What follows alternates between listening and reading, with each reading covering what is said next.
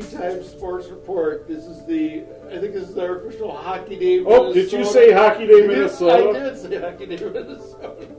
Hockey Day Minnesota edition of SCTimes Sports Report. Tom Elliott joining me, Mick Hatten. I'm coming in because I didn't want to see you sitting here talking to yourself. So I thought I'd come in. It's my day off today, but I wanted you to have somebody to talk to. Last time I did that, guys in white suits with butterfly nets were chasing me around the office. So I'm glad that you came in because talking to myself scares people. It gets a little weird. And I do that sometimes with my post-game analysis for St. Cloud State hockey. That's a weird feeling. But anyway, Hockey Day Minnesota, we're now on the brink here. Tomorrow is actually the first day of actual games and festivities in terms of high school and college stuff starting up tomorrow. We've had a lot of coverage in the paper. And for those of you who haven't checked it out, you should. There's an awful lot of things. There's a user guide. There's been a story by Jenny Berg about the kind of the city side of things and how things are going with that. You know, Tom did a story on the volunteers and the St. Cloud Youth Hockey Association. They got their neck out. Yeah, quite a bit. I did a story on the three kids of St. Cloud State hockey coaches who are all going to be playing on Hockey Day in Minnesota.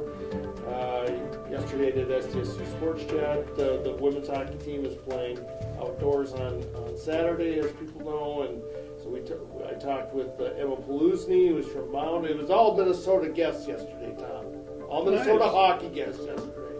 So it was Eric Roots from Denver Grove Heights, Emma Paluzny from Mound, and then it was Blake Lazat from Lindstrom, and Garrett Raboyne from Detroit Lakes were the guests yesterday. And we talked a lot of people playing outdoor hockey and what the experience has been like.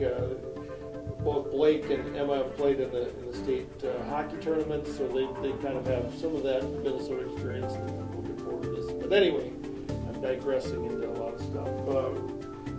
Now, what all we got kind of going on here? I need a Tom Elliott Remembers. Yeah, Tom Elliott Remembers! Remember the newsreels from the 40s that they played at the nickel theaters? And nobody does, but except you and I. Yeah, it's kind of an inside story. So somebody asked me if I'd ever seen an outdoor hockey game before. Yes. Because I will this weekend. Yes. Going to see several of them. And, of course, I had to go, ta-ta, you young people. Ta-ta. Ta-ta.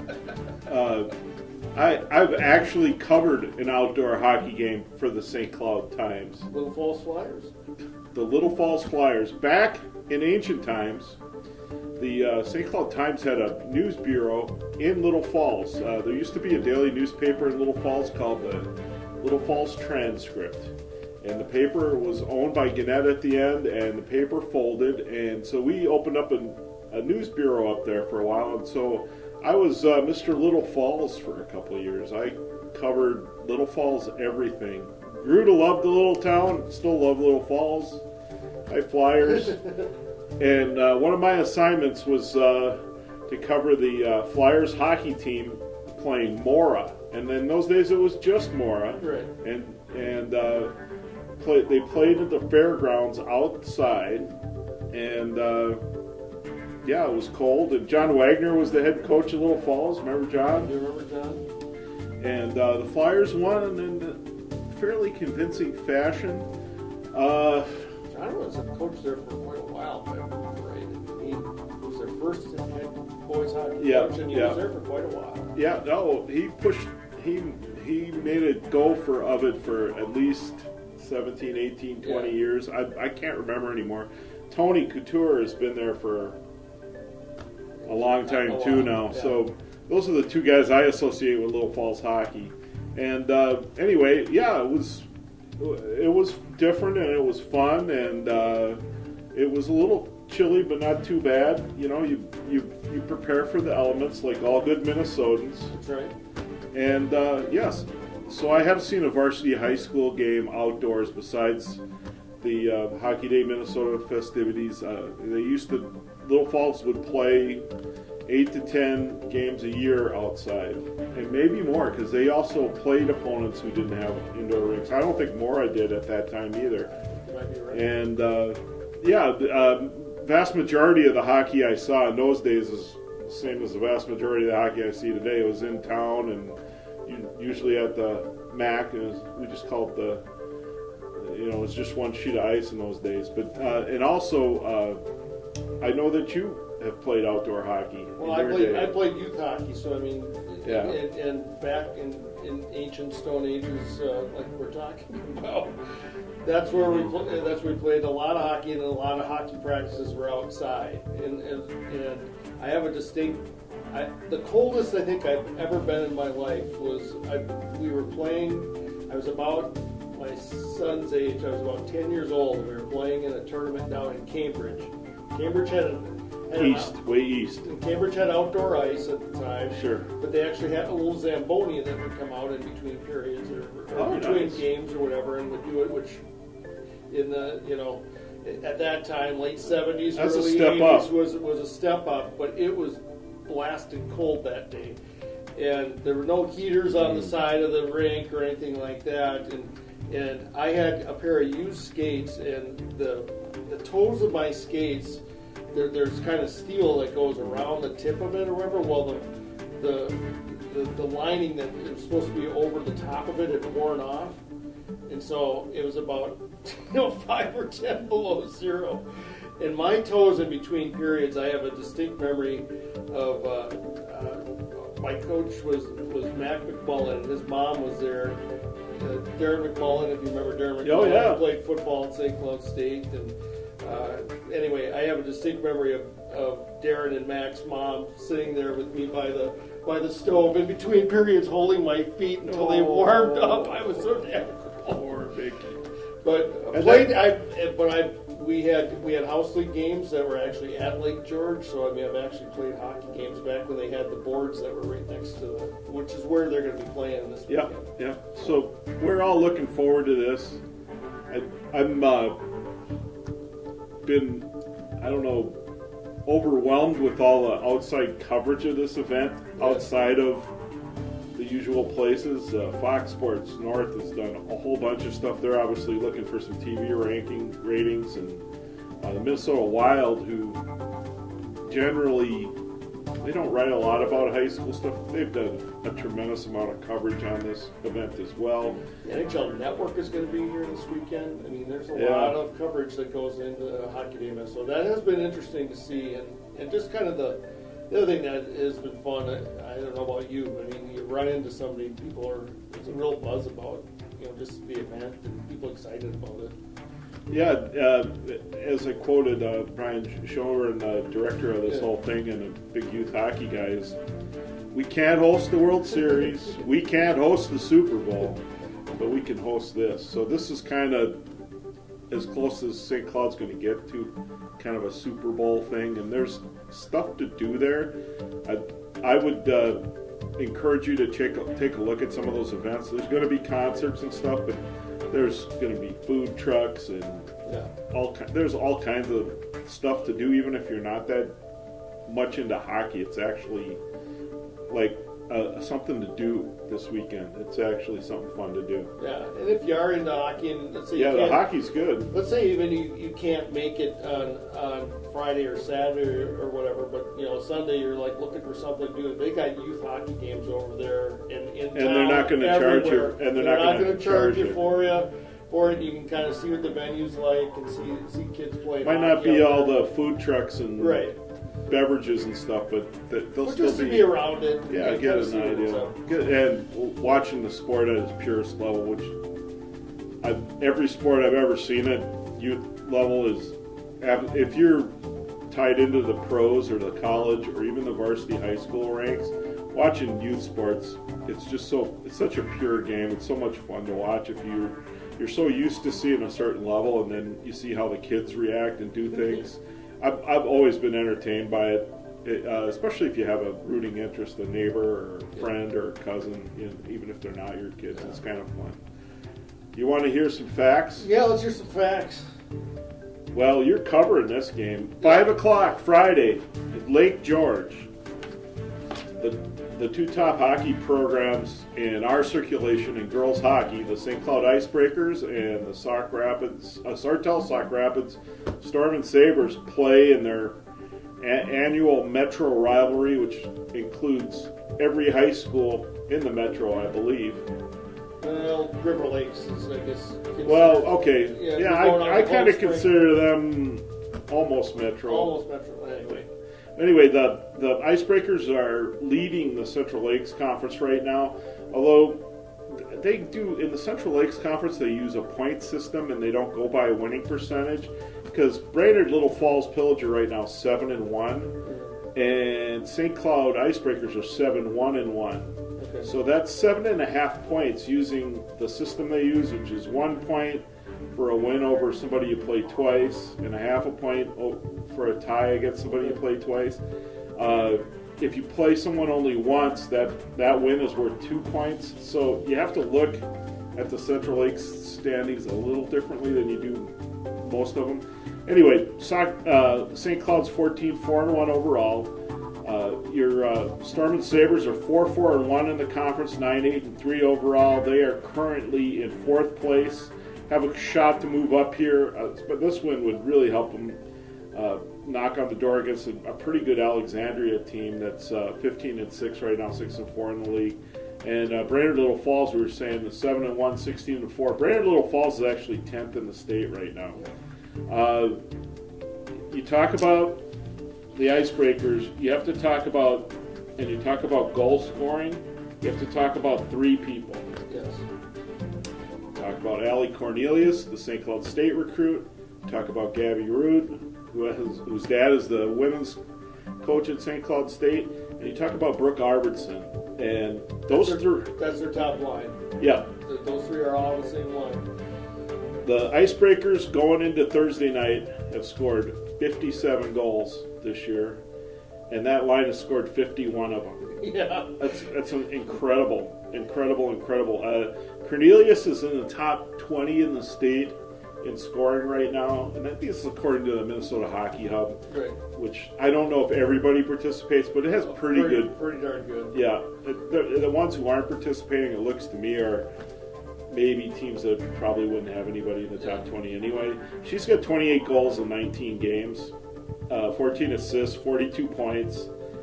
4 power play goals, a couple short-handed goals.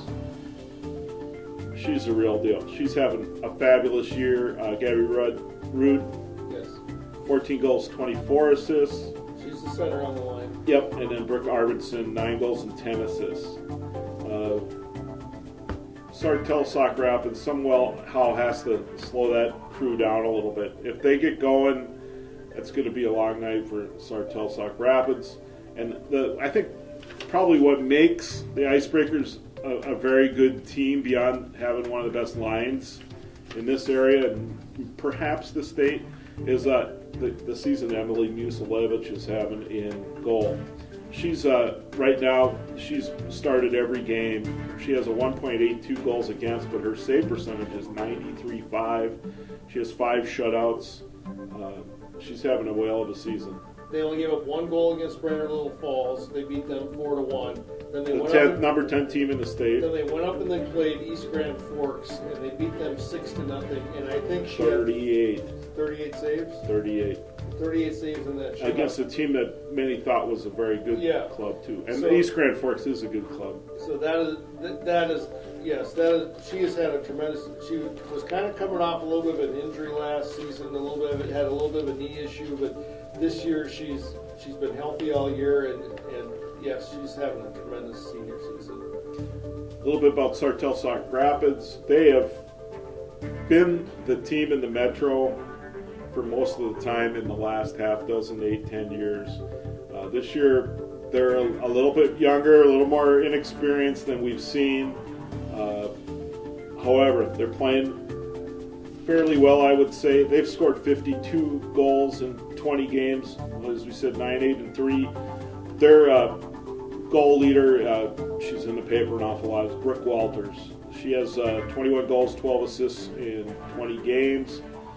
She's had 4 power play goals and 33 points overall. Next up for them, Anna Orth has 17 points. Grace McCabe has 16. Lauren Wenzel has 10, and then it drops from there. Walters was on our all-area team last season as a sophomore. Yeah. She's a junior this year. There are some schools that are starting to taking a look at her. Gabby Rude, I think, besides Cornelius going to St. Cloud State, Emily Mussel, Going to be a which is going to Concordia. Yeah. And Gabby Rude is really committed to Cornell. So there's some high-end talent that's going to be in that girls' hockey team. Well, Their goaltending they've been kind of splitting, I think, a little bit. Chloe Stockinger has a 4-4-2 record in net, 1.90 goals against with 1 shutout, and then Madison DeMarais 5-4-1 with a 2.84 goals against and 1 shutout as well. We'll just have to show up and see who's starting. Yeah, the two teams played earlier this season. It was a 2-2 tie. That's like the tie that the Icebreakers have had so far this season. So it was interesting. St. Cloud got off to, I think they were 0-3 to start off the season, and they've just been rolling since that time. So it'll be interesting to see 2 teams playing pretty good hockey kind of all in. Well, we're moving to the alumni. The alumni. Can you give me some names? Oh, man. Or you can't give me some names? Brett Hedekin. Mark Hedekin. Mark Parrish. Mark Perry. Any other former Ryan Malone. Oh, Ryan Malone. Chris Played for the Scheid. Penguins. Chris Scheid is playing. Yeah. Any other NHL guys? I'm trying to think. I meant to write down the list, but those guys, like off the top of my head, are guys that did have played in the, played a lot of the, a fair amount of the NHL, at least, and a lot of pro hockey. There's 56 or 58 men's hockey players, former men's hockey players, that are going to be playing in this. And actually, I caught up with Paul Miller, excuse me, who was a defenseman for. Hi, Chris Miller, Star Tribune. Yeah, not Chris.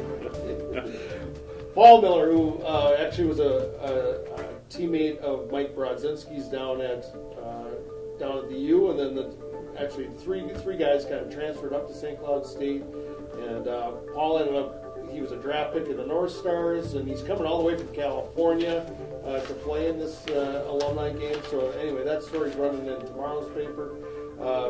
So that's a lot of fun. There's also, I think, 26 former women's hockey players from St. Cloud State. They're going to be playing in the first half of the alumni game. It seems like every time I put something out on social media about it, people are loving to see kind of the names that are going to be there. Mark Hardigan's another guy that's going to be there. You got a cup former of Hobie coffee. Hobie Baker finalist. And, You got a cup of lifted up coffee. the Stanley Cup and everything. Yeah, he got a couple cups of coffee. In the Yeah, he didn't have a great NHL career, but he had a long pro career. Yeah.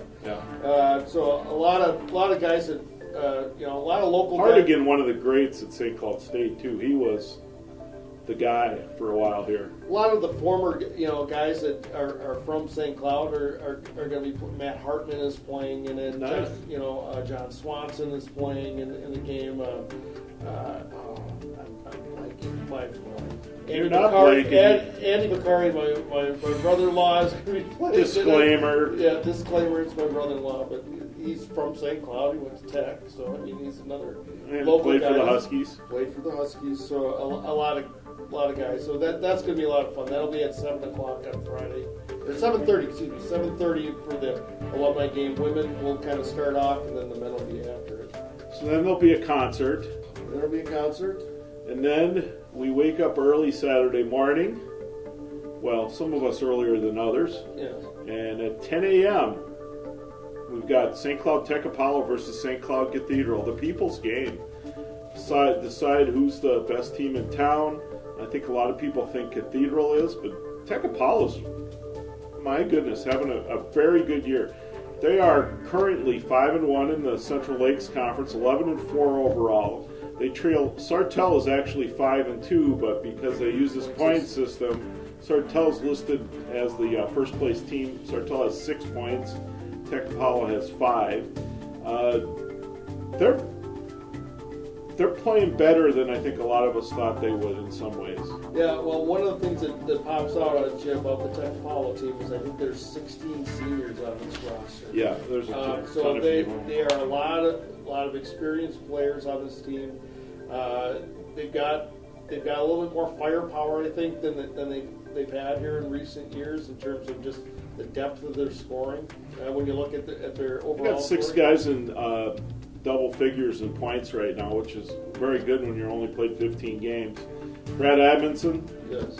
great player, 32 points, leads them with 17 goals, 15 assists. Nick Ports has 29 points with 13 goals. Tyler Lunderby has 15 assists and 19 points. Noah Bissett, 15 points, 7 goals. Lars Olsen, 12 points. Carter Reeland, 12 points. That to me says balance all over the place. Yeah, and that's one of the things that has been kind of sustaining them is they've been able to kind of rally against teams. They had kind of a tough loss to Brainerd last week. I think they got shut out on Tuesday 3-0. I'm trying to remember who they played, but anyway, they'll be fired up for this game on Saturday. I mean, there's bragging rights going on, and all these guys have played youth hockey with and against each other, throughout their lives. So I mean, it'll be a lot of fun to watch these teams go at it.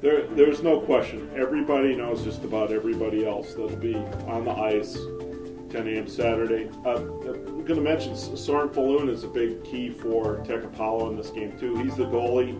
He's got a 2.52 goals against average. It's going to be real important for him to have a good game because Cathedral is loaded with offense. and it's young offense. Yes. Lots and lots and lots of underclassmen. Nate Warner's our leading scorer. He's got 36 points, including 16 goals. Jackson Savoy, 27 points, 11 goals. Jack Smith, 26 points, 8 goals. Blake Perbix, 26 points, 10 goals.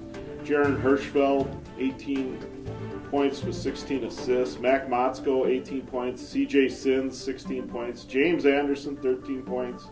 Nate Martin, 10 points. And the thing to remember, even though they're a Class 1A school, you got to remember the competition level that Cathedral's faced.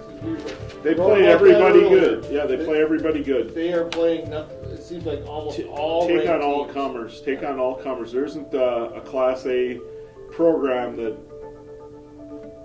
plays that tough a schedule. Yeah, I mean they literally the being an independent helps in that respect because they can go to Duluth or Rochester, which they do, or War Road, and they Hermantown, Duluth, and then they can schedule everybody. Whereas when you're in a conference, like our friends at Tech Apollo, Sartell, and Sauk Rapids are, they have a limited number of available dates, and sometimes it just doesn't work out. They've also gone pretty strong with the same goalie this year. Noah Amundsen is 10-4 in the net, has a 2.02 goals against average. I think Cathedral will be a favorite in this game, but I think it'll be a fun game. I'm kind of looking forward to it, to be honest. Well, Tech Apollo won the game last year, which was a little bit of a surprise. Yep, and Tech Apollo certainly can do that again this year. Moving on, 1 o'clock, we have women's hockey, the two Minnesota WCHA, two of the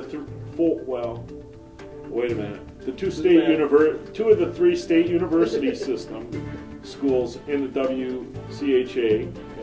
Yeah. St. Cloud, Mankato, Bemidji, right? Okay. Did I miss anybody? No. No. And 2 of the 5 in the state.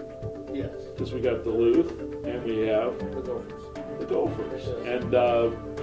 And you talk to these guys way more than I do. Tell me about St. Cloud State women's hockey right now. Playing better since the break. They swept the series against Minnesota State Mankato 2 weeks ago. Then they played the Gophers very tough down at Ritter, which the Gophers have had St. Cloud State's number for a number of years, and for St. Cloud State, you can count on one hand the number of times St. Cloud's beat them, I think, right? Right, and it was a 2-1 game, and by all accounts, St. Cloud State was right there with them and played well.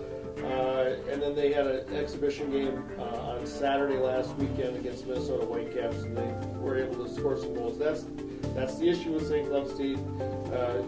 Can they generate enough offense? Their goaltending has been very good. Janine Alder and Emma Paluzny are both having very good seasons. Emma's a freshman. Janine's a sophomore. Janine finds out apparently on Monday if she's going to be playing in the Olympics for the Swiss national team. Minnesota, they played up at Minnesota Duluth earlier. What are her chances? Do you have any idea? Pretty good. She was on the last Olympic team that won. I think they took the. I want to say they surprised everybody, took the bronze, if I remember correctly. But I'll have to double check on that. So how old was she when she won a bronze medal? 17 or 18 or something like that. She was like the third string goalie or whatever. But you're still at the Olympics. You're the third best goalie in a hockey playing nation, and you're 17 years old. Yeah. Wow. Yeah. So anyway, so their goaltending's been very good. They played at Minnesota Duluth earlier this season, 3-2 overtime win for Minnesota Duluth, and then it was 4-2 the next day. So this is a team that St. Cloud State has played pretty well against, and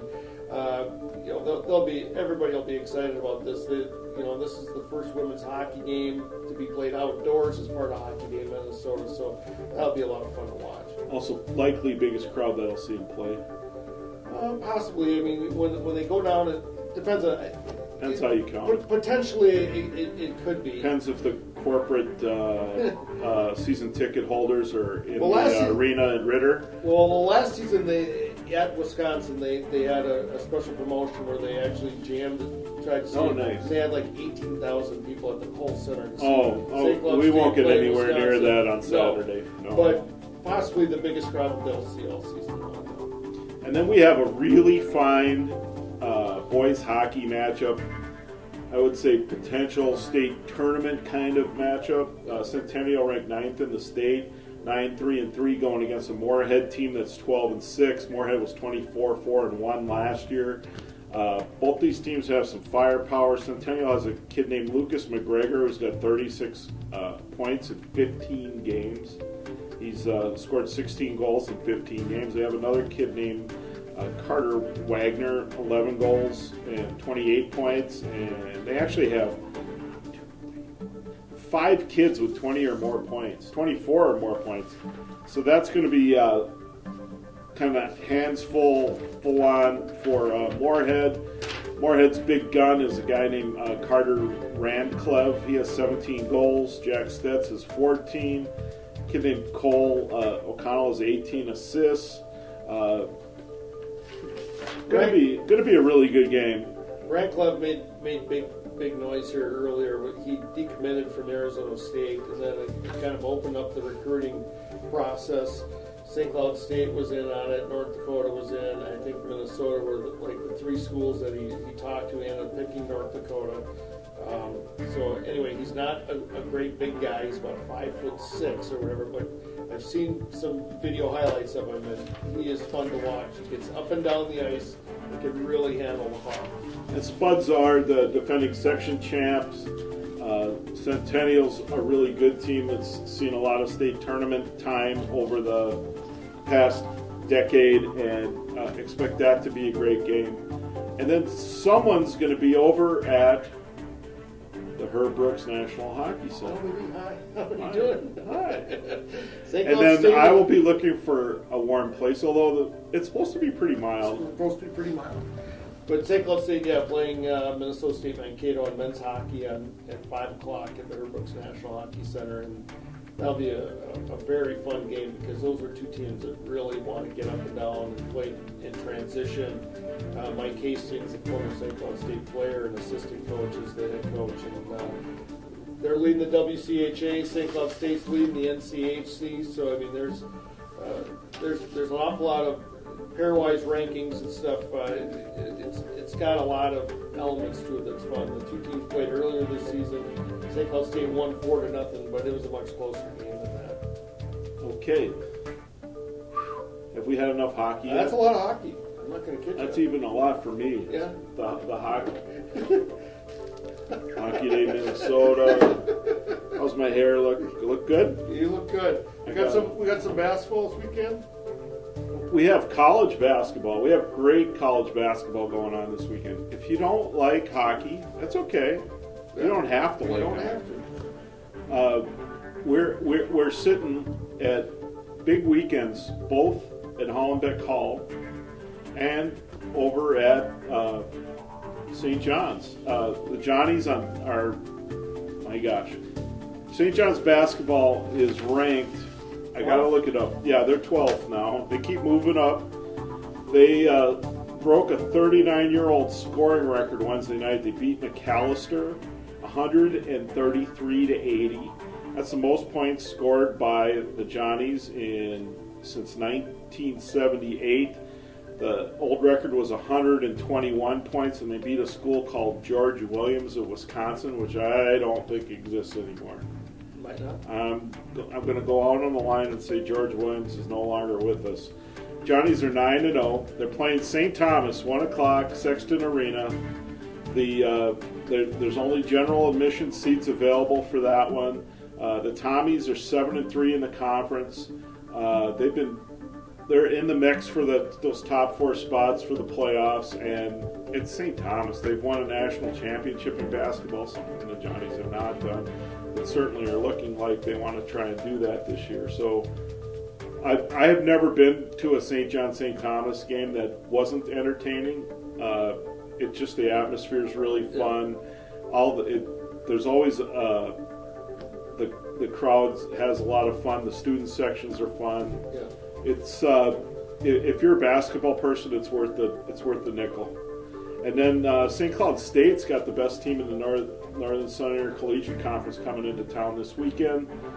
Northern State, nationally ranked in Division II, the conference leader. St. Cloud State's chasing them in the NSIC, and I think Northern's only lost 1 game this yeah.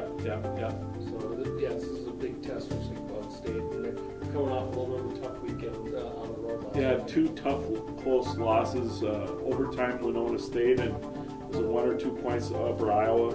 So Huskies have a big one coming. We probably should wrap this up. Yes. Chris, I think, is chomping at the bit. Who's this Chris guy? Chris Reese. Chris Reese?